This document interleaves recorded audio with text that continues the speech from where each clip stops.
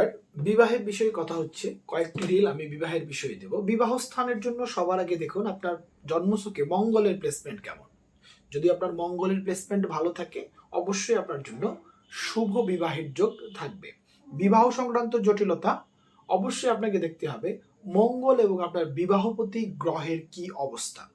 সবার আগে একটি কথা আপনাদেরকে বলতেছি, আপনাদের যার যার মাঙ্গলিক দোষ আছে আপনারা বুঝেছেন। মাঙ্গলিক দোষ কিন্তু শুধু বিবাহ ক্ষেত্রে সমস্যা দেবে না, আপনার লাইফের বিভিন্ন হ্যাজার্ডও কিন্তু মাঙ্গলিক দোষ নিয়ে আসবে।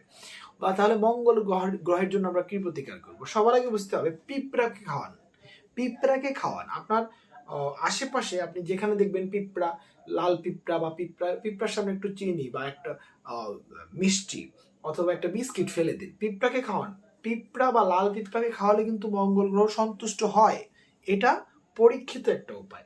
আরেকটা জিনিস কি, আপনি যে বিস্কুটটা ফেলবেন, যেই চিনিটুকু ফেলবেন, যে মিষ্টিটুকু ফেলবেন, সেটা অবশ্যই যেন আপনার এটো না হয়, আপনার খাওয়া যেন না হয়। মঙ্গল গ্রহের শুভত্বের জন্য আরো অনেকগুলো প্রতিকার বা অনেকগুলো টোটকা আমি দেব।